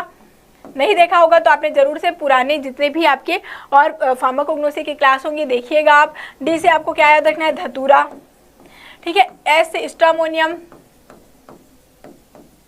ठीक है। अब क्या कहते हैं, डी से डुबोसिया, ठीक है। सी से कोका, ठीक है। तो अब देखिए, ये जो आपके ट्रोपेन एल्कलॉइड है, इनके लिए क्या होता है, इनके लिए होता है विटालिमोरिन टेस्ट। क्या होता है, इनके लिए होता है विटालिमोरिन टेस्ट। ट्रोपेन एल्कलॉइड के लिए ये भी स्टार मार्क लगा दीजिए, पूछा जाता है। अब बात करेंगे प्यूरिन एल्कलॉइड। प्यूरिन एल्कलॉइड में क्या कुछ आते हैं, तो जितने भी आपके टी हैं, कॉफ़ी हैं, ठीक है। तो ये आते हैं किसमें, प्यूरिन एल्कोलाइड में, जहां पर प्यूरिन न्यूक्लियस प्रेजेंट होता है और इन्हीं के लिए किया जाता है क्या, म्यूरेक्साइड टेस्ट इन्हीं के लिए किया जाता है, जहां पर क्या होता है ये पर्पल कलर शो करती हैं। अभी आपको मैं पूरा टेस्ट बताऊंगी कि क्या कुछ प्रोसेस है, और याद रखिए कलर मेरे लिए पूछ लिया जाता है, इसीलिए पी फॉर आपको क्या याद रखना है, प्यूरिन, और पी फॉर पर्पल। ठीक है, इस प्रकार से इनके कलर को याद रखिएगा। बात करेंगे कार्डियक ग्लाइकोसाइड, कौन कौन से होते हैं कार्डियक ग्लाइकोसाइड, आप सभी जानते हैं, डिजिटेलिस जैसे कि, ठीक है, डिजिटेलिस हो गया, स्ट्रोपेंथस है, ये सारे होते हैं कार्डियक ग्लाइकोसाइड, और इनके लिए बहुत से टेस्ट है, जैसे कि किलर किलानी टेस्ट हो गया कार्डियक ग्लाइकोसाइड्स के लिए, लीगल टेस्ट, बाल्जर टेस्ट है, तो ये इनके स्पेसिफिक टेस्ट है। सिंकोना एल्कोलाइड, ठीक है, सिंकोना एल्कोलाइड के लिए क्या होता है, तो यहाँ पर होता है थैलिक्विन टेस्ट, थैलिक्विन टेस्ट, ठीक है, इनका क्या है, ये स्पेसिफिक टेस्ट है, ये होता है। तो सभी चीज़ों का हमने स्पेसिफिक टेस्ट देख लिया, नोट डाउन करिएगा, एक बार रिकॉल भी हो गया हमें। अब आते हैं चलिए आगे। इसी प्रकार से सभी हम आप लोग क्या करें, जब कभी भी कोई क्वेश्चन पढ़ें तो उनके जो ऑप्शंस हैं उनका भी और स्टडी कर लेंगे, तो एक बार रिकॉल भी आपका हो जाएगा। चलिए, तो ये जो प्रोसेस था म्यूरेक्साइड टेस्ट में क्या करते हैं हम लोग, यूज़ करते हैं hydrochloric acid HCl it means, और यहाँ पर यूज़ करेंगे पोटेशियम क्लोरेट, ठीक है, जिनका क्रिस्टल यूज़ करेंगे, इनको हीट करते हैं और उसके बाद ड्राई करते हैं, मतलब इतना ज़्यादा हीट करेंगे कि वो ड्राई हो जाएं। उसके बाद ये क्या करते हैं, पर्पल कलर शो करते हैं, जिनको हम वेपर में एक्सपोज करेंगे, अमोनिया के वेपर में, ठीक है, उसके बाद ये पर्पल कलर का शो करते हैं और वो डिसअपियर हो जाता है फिर पर्पल कलर। ओके, चलिए आगे चलते जाते हैं। हेल्थ एजुकेशन कम्युनिटी फार्मेसी से भी कुछ क्वेश्चन हम यहाँ पर डील करते हैं।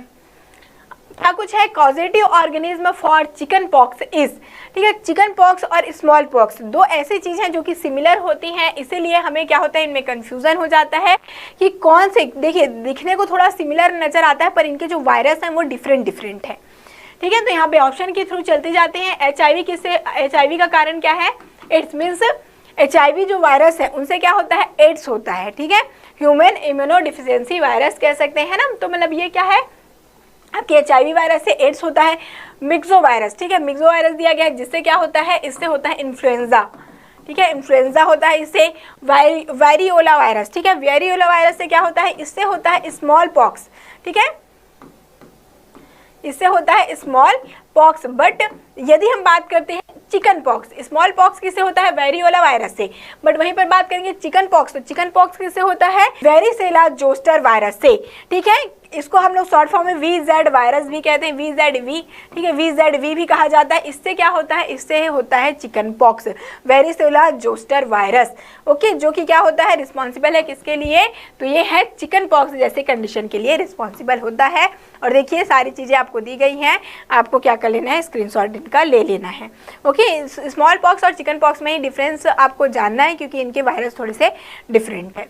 आगे चलिए, which is not a virus born communicable disease, ठीक है, इनमें से कौन सा वायरस बॉर्न कम्युनिकेबल डिसीज नहीं है, नॉट दिया गया है, इसीलिए ध्यान से स्टडी किया करिएगा। दिया गया है मिसेल्स, टिटेनस, इन्फ्लुएंजा और एड्स। अब यहाँ पर वायरस बॉर्न नहीं है, इट मीन्स जो क्या हो, बैक्टीरिया वगैरह से हो, ठीक है, वायरस क्या है, मिसेल्स वायरस होता है, टिटेनस दिया गया है, इन्फ्लुएंजा और एड्स। तो अभी हमने जस्ट देखा इन्फ्लुएंजा और एड्स का वायरस क्या क्या कुछ होता है, भी देखा नाम, तो ये भी चीज़ें क्लियर थी। तो बचा क्या हमारा, टिटेनस, तो इट मीन्स यही है जो कि क्या है, वायरस से नहीं होता, ये है बैक्टीरिया से, जो कि क्या कुछ है, देखिए यहाँ पर आपको पूरा कॉजेटिव ऑर्गेनिज्म और उनके जो जिनसे क्या कुछ होता है ये आपको लिस्टिंग भी दी गई है। जैसे कि बात करें बैक्टीरिया विब्रियो कॉलेरी जिससे कॉलेरा होता है, और साथ ही साथ माइकोबैक्टीरियम ट्यूबरकुलोसिस जिससे कि ट्यूबरकुलोसिस है। प्लाज्मोडियम वाइवैक्स प्रोटोजो है जो कि मलेरिया काउज करता है। मीसेल्स क्या है, वायरस है, जिससे कि अभी हमने देखा मिसेल्स होता है। और जो आपके स्मॉल पॉक्स किससे होता है, वेरियोला, अभी हमने जस्ट डिस्कस किया। साथ ही साथ यदि बात करें आपका एंथ्रैक्स वगैरह किससे होता है, तो बैसिलस स्पीसीज से होता है। साल्मोनेला टाइफाइड से होता है, टाइफीमीडियम से होगा आपका टाइफाइड, है ना। और बात करें इन्फ्लुएंजा, तो अभी हमने देखा इन्फ्लुएंजा का वायरस। अब यदि यहाँ पर टिटेनस दिया है तो क्लॉस्ट्रिडियम टिटेनी, टिटेनस किससे होता है, क्लॉस्ट्रिडियम टिटेनी बैक्टीरिया से होता है। तो आप एक काम करेंगे, इसमें हमेशा कन्फ्यूजन होता है, एक आप करें वायरस का लिस्ट बनाएं और उनसे होने वाले डिसीज का, एक आप बैक्टीरिया का लिस्ट बना लीजिए और उनसे होने वाले डिसीज़ का, और इसे आप लोग जरूर से रेगुलर बेसिस पर एक दो बार स्टडी कर लें, तो कभी भी फिर आपको कंफ्यूजन नहीं होगा कि कौन सा वायरस से होता है, कौन सा बैक्टीरिया से होता है, या फिर कौन से माइक्रो ऑर्गेनिज्म में से क्या कुछ डिसीज होता है। और इनसे क्वेश्चन आते हैं, इसीलिए इसे मिस नहीं करिएगा, ये बहुत ही इंपॉर्टेंट है। तो ये सारे क्वेश्चन बहुत इंपॉर्टेंट है आपके लिए, जो कि पूछे जा सकते हैं आपके pharmacognosy, hospital pharmacy, health education and community pharmacy से। जरूर से इन्हें आपको रिकॉल करना चाहिए। चलिए नेक्स्ट देखते हैं यहाँ पे फार्मास्यूटिकल केमिस्ट्री से, HAP से और बायोकेमिस्ट्री के क्वेश्चंस क्या थे आपके। तो चलिए स्टार्ट करते हैं पहले क्वेश्चन के साथ। पहला क्वेश्चन क्या है, देखिए, रिंग सिस्टम प्रेजेंट इन हाइड्रालाजीन। जो आपकी हाइड्रालाजीन है, इसमें कौन सी रिंग सिस्टम प्रेजेंट होता है? टेरिडीन रिंग होती है, इमिडाजोल होती है, थैलाजीन होती है या फिर इमिडाजोल। ओके, दो ऑप्शंस तो यहाँ पे एक जैसे हैं, कोई बात नहीं। देखो, जो टेरिडीन रिंग होती है ये आपकी होती है, एक इसके अंदर प्रेजेंट होती है पाइराजीन, एक इसके अंदर होती है पाइराजीन, और आपका एक होती है फ्यूज होती है इसके साथ पाइरिमिडीन रिंग। पाइरिमिडीन, ये दोनों रिंग आपस में फ्यूज्ड होती हैं। इमिडाजोल आपकी इमिडाजोल रिंग है ये। चलो इन सभी के स्ट्रक्चर्स ड्रॉ करते हैं। तो यहां पे अगर हम टेरिडीन की बात करते हैं तो ये हमने चलो बना लिया पहले, क्या, पाइराजीन रिंग हो गई, और इसके साथ फ्यूज्ड है एक आपकी पाइरिमिडीन रिंग, ये लीजिए। तो ये आपका क्या हो जाएगा, यहां पे ये स्ट्रक्चर है आपके टेरिडीन का, ये स्ट्रक्चर हो जाता है टेरिडीन रिंग का हो जाता है। इमिडाजोल रिंग क्या होती है, ये तो आपका 5 मेंबर की रिंग है, नाइट्रोजन जिसके पास होता है 2 नाइट्रोजन कंटेनिंग रिंग, ये आपकी इमिडाजोल रिंग होती है 1-3 पोजीशन पर। थैलाजीन रिंग क्या है, ये देखिए आपका बेंजीन के साथ में अगर अटैच्ड हो, पाइरिडाजीन रिंग, बेंजीन के साथ में अगर पाइरिडाजीन रिंग फ्यूज्ड है, इसको आप क्या बोलते हैं, थैलाजीन रिंग बोलते हैं। इमिडाजोल हमने पहले स्ट्रक्चर इसका देख लिया, तो ये क्या है आपकी थैलाजीन रिंग है, थैलाजीन रिंग हो जाती है। आपका पूछा गया था हाइड्रालाजीन, तो देखो यहां जरा एक बात बताओ, ये क्या लगा हुआ है, एजीन लगा हुआ है, और हमने बोला यहां भी क्या है हमारा थैलाजीन रिंग यहां पे मिल रहा है, एलाजीन एलाजीन रिंग यहां पे है। सो डियर आपका क्या होता है, जो हाइड्रालाजीन है उसके अंदर पाया जाता है थैलाजीन रिंग, थैलाजीन न्यूक्लियस मिलता है। सी ऑप्शन क्या हो जाएगा, यहां पे करेक्ट हो जाएगा। सी ऑप्शन क्या होगा, करेक्ट हो जाएगा, that is hydralazine consist phthalazine heterocyclic nucleus. ये रही आपके पास में हाइड्रालाजीन का structure. Next question, molecular formula of hydrogen peroxide. Hydrogen peroxide का मॉलिक्यूलर फॉर्मूला क्या होता है, तो ये क्या होता है, H2O2 होता है। क्या होता है, H2O2 होता है। तो ये तो बड़ा ही इजी सा क्वेश्चन है, हालांकि ये आपके फार्मासिस्ट एग्जामिनेशन का आया हुआ क्वेश्चन है, प्रीवियस ईयर्स में ऐसा क्वेश्चंस आए हुए हैं आपको। H2O2 हो जाएगा। Next, what is the synonym of magnesium sulphate. Magnesium sulphate का सिनोनिम क्या होता है, रोशेल्स सॉल्ट, एप्सम्स सॉल्ट, प्रेसिपिटेटेड चॉक या फिर नन ऑफ द अबव। तो देखो, रोशेल्स सॉल्ट आप बोलते हैं सोडियम पोटेशियम टार्ट्रेट को, ये आप यूज करते हैं सोडियम पोटेशियम टार्ट्रेट के लिए, सोडियम पोटेशियम टार्ट्रेट के लिए आप इसका यूज करते हैं रोशेल्स सॉल्ट का। एप्सम सॉल्ट आप चलो बताते हैं, प्रेसिपिटेटेड चॉक क्या है, ये कैल्शियम कार्बोनेट के लिए होता है। एप्सम सॉल्ट जो है इसी को ही हम बोलते हैं क्या, मैग्नीशियम सल्फेट। मैग्नीशियम सल्फेट को ही क्या बोला जाता है, एप्सम सॉल्ट बोला जाता है। सो बी ऑप्शन क्या होगा आपका, करेक्ट हो जाएगा। बी ऑप्शन आपका करेक्ट हो जाएगा। इसी को बिटर सॉल्ट के नाम से भी जानते हैं। ये रहा आपके पास देखो मैग्नीशियम सल्फेट, और इसको हम एप्सम सॉल्ट के नाम से जानते हैं। इसके अलावा इसको मैंने बोला बिटर सॉल्ट के नाम से भी जाना जाता है। नेक्स्ट क्वेश्चन क्या है, give an example of the non absorbable antacid. तो देखिए इसमें से कौन से एंटासिड हैं और एंटासिड में कौन से नॉन एब्जॉर्बेबल होने चाहिए। एल्यूमिनियम हाइड्रोक्साइड, कैल्शियम कार्बोनेट, इतनी खास एंटासिड प्रॉपर्टीज के अंदर नहीं होती हैं। ट्राई बेसिक कैल्शियम फॉस्फेट, ये भी आपका यहां पे नहीं आएगा। ये एक्चुअली दोनों ज्यादा बेहतर आते हैं आपके डेंटल एजेंट्स में, डेंटल प्रोडक्ट्स में आ जाते हैं। सोडियम बाइकार्बोनेट, ये भी आपका एंटासिड है। बट एल्यूमिनियम हाइड्रोक्साइड, ये तो क्या है, ये आपका बिल्कुल नोन, वेल नोन आपका क्या होता है, एंटासिड होता है एल्यूमिनियम हाइड्रोक्साइड। और ये कैसा होता है, नॉन एब्जॉर्बेबल होता है, एज वेल एज जिसको आप क्या बोलते हैं, नॉन सिस्टमिक। ये आपके सिस्टमिक रूट में नहीं जाता है, ब्लड में नहीं जाता है, तो ये नॉन सिस्टमिक होता है। सोडियम बाइकार्बोनेट जो है ये आपका क्या होता है, सिस्टमिक एंटासिड की कैटेगरी में आता है। सो ए ऑप्शन क्या होगा आपका, यहां से करेक्ट हो जाएगा। एल्यूमिनियम हाइड्रोक्साइड आपका एक non absorbable non systemic antacid की कैटेगरी में आता है। ठीक है, सोडियम बाइकार्बोनेट हमारा क्या होता है, सिस्टमिक होता है। नेक्स्ट अभी देखते हैं यहां पे बायोकेमिस्ट्री के क्वेश्चंस के बारे में। चलिए पहला क्वेश्चन क्या है, heterocyclic ring present in cycloserine. तो जो साइक्लोसेरिन है इसमें आपकी कौन सी हेट्रोसाइक्लिक रिंग प्रेजेंट होती है, फ्यूरेन होती है, ऑक्साजोलिडीन होती है, थायाजोल होती है या फिर पायरोल होती है। तो देखो साइक्लोसेरिन की अगर आप बात करते हो तो यहां पे क्या होता है, ऑक्सीजन हो गया, यहां पे आपका ऑक्सीजन है, नाइट्रोजन है, ये रहा आपके पास में क्या, ऑक्सएजोलिडीन रिंग। और इसमें क्या होता है आपका, देखो यहां आपका थर्ड पोजीशन पर क्या होता है, आपका प्रेजेंट होता है एमिनो ग्रुप, और फोर्थ पर लगा हुआ होता है क्या, फोर्थ पर लगा हुआ तो एमिनो ग्रुप, 3 पर लगा हुआ होता है क्या, कीटोन। यही होता है आपके साइक्लोसेरिन का स्ट्रक्चर। ये जो रिंग है यहां पे, इस रिंग को हम क्या बोलते हैं डियर, ये हमारी होती है ऑक्सएजोलिडीन रिंग। तो आपका बी ऑप्शन क्या होगा, करेक्ट हो जाएगा। फ्यूरेन में क्या होता है, सिर्फ ऑक्सीजन होता है 5 मेंबर में। थायाजोल में क्या है आपका, सल्फर और नाइट्रोजन आ जाएंगे। पायरोल में सिर्फ नाइट्रोजन होता है। तो जो साइक्लोसेरिन है इसमें आपका क्या होता है, ऑक्सएजोलिडीन रिंग प्रेजेंट होती है। बी ऑप्शन क्या होगा आपका, करेक्ट हो जाएगा।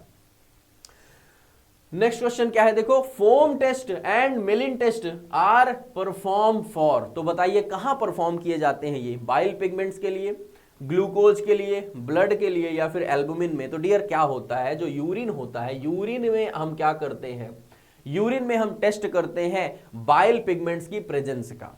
यूरिन में अगर फोम टेस्ट की बात करो चाहे मिलिन टेस्ट की बात करो, ये दोनों ही क्या होते हैं, बाइल पिगमेंट्स के लिए टेस्ट होता है यूरिन में। तो ए ऑप्शन क्या है, बाइल पिगमेंट्स के लिए आपका यह टेस्ट होता है। ए ऑप्शन करेक्ट हो जाएगा।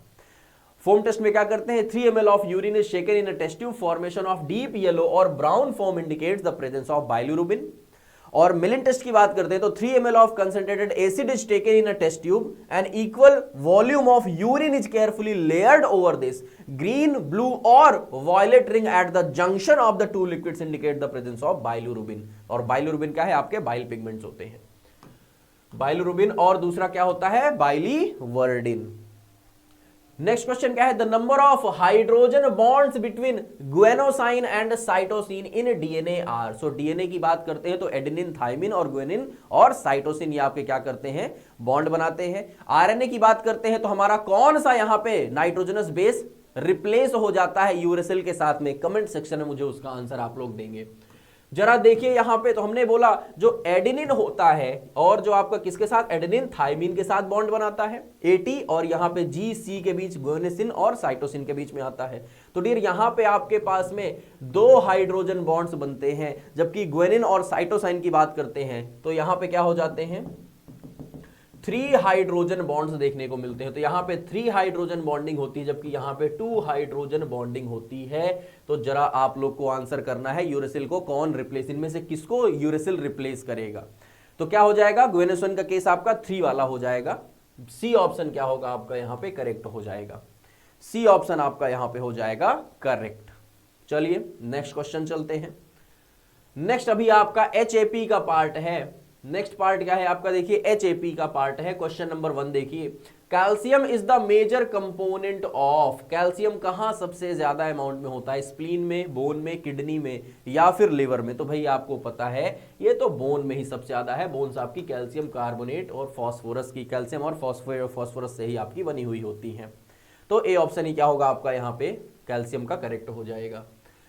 Skeletal muscles are, skeletal muscles क्या होती हैं, स्ट्रिएटेड एंड इनवॉलंटरी होती हैं, स्ट्रिएटेड एंड वॉलंटरी होती हैं, नॉन स्ट्रिएटेड एंड इनवॉलंटरी होती हैं, या फिर नॉन स्ट्रिएटेड एंड वॉलंटरी होती हैं। तो आपकी 3 तरह की मसल्स होती हैं। पहली होती है स्केलेटल मसल्स, दूसरी होती है क्या आपकी स्मूथ मसल्स, जिनको आप क्या बोलते हैं, स्मूथ मसल्स। चलो, और तीसरी क्या हो जाती है, चलो यहां लिख लेते हैं स्मूथ मसल्स। और अगली क्या होती है आपकी कार्डियक मसल्स, कार्डियक आ जाती हैं।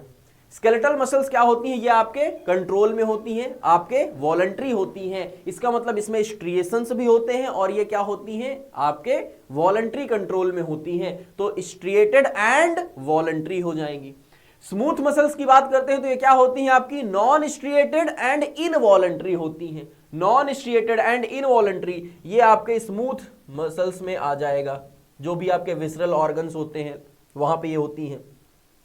जो आपकी कार्डियक होती हैं ये क्या होती हैं, स्ट्रिएटेड एंड इनवॉलंटरी होती हैं। स्ट्रिएटेड एंड इनवॉलंटरी ये आपकी कार्डियक आ जाएंगी, कार्डियक में आ जाएंगी। जबकि हमने बोला स्केलेटल मसल्स आपके वॉलंटरी मींस आपके कंट्रोल में होती हैं और स्ट्रिएशंस भी इनमें प्रेजेंट होता है। तो बी ऑप्शन क्या होगा, यहां पे हो जाएगा करेक्ट। बी ऑप्शन आपका करेक्ट हो जाएगा, बी ऑप्शन करेक्ट हो जाता है। चलिए आगे चलते हैं। नेक्स्ट क्या है, one of the simplest and fastest test used to evaluate heart function is. इनमें से कौन सा सबसे फास्ट और सबसे ज्यादा यूज किया जाने वाला, फास्टेस्ट और सबसे ज्यादा यूज किया जाने वाला आपका हार्ट के लिए टेस्ट होता है, पीईटी स्कैन। नेक्स्ट क्या है आपके यहाँ पे, इलेक्ट्रोकार्डियोग्राम जिसको आप ईसीजी बोलते हैं, है ना, और एमआरआई स्कैन या फिर टोटल ब्लड प्रोफाइल जिसको आप क्या बोलते हैं, टोटल ब्लड काउंट भी आप बोल सकते हैं, सीबीसी कंप्लीट ब्लड काउंट भी बोल सकते हैं। तो जरा देखो कौन सा होता है, तो डियर ये होता है आपका इलेक्ट्रोकार्डियोग्राम, ईसीजी होता है, ईसीजी होता है आपका इलेक्ट्रोकार्डियोग्राम। आपका यहाँ पे क्या होता है, करेक्ट होता है। सबसे फास्ट, तुरंत जिसको किया जा सकता है और आसानी से जिसको किया जा सकता है आपके हार्ट के लिए, वो होता है ईसीजी। बी ऑप्शन आपका करेक्ट हो जाएगा, बी ऑप्शन आपका करेक्ट हो जाएगा। नेक्स्ट क्या है, insulin is synthesised in which cells of the pancreas. तो पैंक्रियाज के कौन से सेल में आपकी इंसुलिन फॉर्म की जाती है। तो देखो पैंक्रियाज का ही पार्ट होता है जिसको आप क्या बोलते हैं, आइलेट्स ऑफ लैंगरहैंस बोलते हैं, इसी को आप बोलते हैं लैंगरहैंस। आइलेट ऑफ लैंगरहैंस क्या होता है, ये आपके पैंक्रियाज के एक छोटे से पोर्शन को बोला जाता है। इस आइलेट ऑफ लैंगरहैंस में क्या होते हैं, 3 टाइप के सेल्स पाए जाते हैं। कौन कौन से, पहला होता है अल्फा सेल्स, दूसरा होता है बीटा सेल्स, और तीसरा क्या होता है, डेल्टा सेल्स। तीसरा क्या होता है आपका, डेल्टा सेल्स होते हैं। जो अल्फा सेल्स हैं, इन अल्फा सेल्स से क्या सिक्रीट होता है, ये तीनों ही क्या करते हैं, 3 डिफरेंट आपके हार्मोन्स का यहाँ पे सिंथेसिस करते हैं, सिक्रीशन करते हैं। अल्फा सेल्स आपके क्या करते हैं, ये करते हैं आपके ग्लूकागॉन का, ये करते हैं ग्लूकागॉन का। बीटा सेल्स ये करते हैं इंसुलिन का, और जो डेल्टा सेल्स होते हैं, डेल्टा सेल्स क्या करते हैं, सोमैटोस्टैटिन का करते हैं, ये करते हैं सोमैटोस्टैटिन्स का। तो ये तीनों ही बातें आपको याद होनी चाहिए, सिर्फ इंसुलिन नहीं, ये सारा का सारा पोर्शन इंपॉर्टेंट है। पैंक्रियाज का कौन से पोर्शन से इंसुलिन हार्मोन सिक्रीट होता है, तो वो पोर्शन है आइलेट ऑफ लैंगरहैंस। और आइलेट ऑफ लैंगरहैंस में कौन से सेल से ये सिक्रीट होता है, तो वो आपके आ जाएंगे beta cells, alpha cells glucagon का करेंगे, और सोमैटोस्टैटिन डेल्टा सेल्स सिक्रीट करते हैं। सो आपका करेक्ट आंसर क्या हो जाएगा, इंसुलिन का सिक्रीशन आपके बीटा सेल्स कर रहे होते हैं, बीटा सेल्स करते हैं। बी ऑप्शन आपका हो जाएगा करेक्ट, बी ऑप्शन क्या होगा, करेक्ट हो जाएगा। इंसुलिन में आइलेट ऑफ लैंगरहैंस है। यहां देखो क्या है, आपके कुछ ग्रीन कलर के दिख रहे हैं, कुछ रेड कलर के आपको डॉट्स दिख रहे हैं, और कुछ ब्लू कलर के दिख रहे हैं। अल्फा सेल्स आपके ग्रीन कलर वाले हैं, बीटा सेल्स रेड कलर के हैं, सबसे ज्यादा एबंडेंट हैं जो कि, और डेल्टा सेल्स बहुत ही कम दिख रहे हैं आपको। तीनों ही आपको यहां पे alpha beta delta, glucagon, insulin और आपके सोमैटोस्टैटिन्स। नेक्स्ट क्वेश्चन है, longest cells in the human body are. Longest cell human body का कौन सा है, nerve cell, bone cells, leg muscle cells, या फिर हार्ट मसल सेल्स। तो आपकी जो सबसे लॉन्गेस्ट सेल होती है वो क्या होती है, न्यूरॉन्स होती हैं। और ये क्या है, लॉन्गेस्ट की बात हुई है, देखो लार्जेस्ट नहीं, लॉन्गेस्ट की बात हुई है, तो आपका क्या हो जाएगा, आपका नर्व सेल्स हो जाती हैं, सबसे बड़ी होती हैं। तो ए ऑप्शन ही आपका क्या होगा, यहां पे करेक्ट हो जाएगा, करेक्ट हो जाएगा। लॉन्गेस्ट सेल आपकी ये जो देखो न्यूरॉन यहां पे दी गई हुई है, तो ये आपका सबसे लॉन्गेस्ट सेल होता है ह्यूमन बॉडी का। अच्छा, अगर ये लॉन्गेस्ट सेल है तो लॉन्गेस्ट क्रेनियल नर्व आप लोग मुझे कमेंट सेक्शन में भी बताएंगे कि लॉन्गेस्ट क्रेनियल नर्व कौन सी होती है हमारी, ठीक है ना। तो चलिए, ये थी हमारी आज की यहाँ पे आपकी मॉडल पेपर के क्वेश्चंस। आई होप मजा आया होगा आप लोगों को, कुछ चीजें आप लोगों ने जरूर सीखी होंगी। बताइएगा जरूर कमेंट सेक्शन में कैसी लगी आपको ये मॉडल पेपर, और हम मिलते हैं नए मॉडल पेपर में कुछ और क्वेश्चंस के साथ। Thank you all.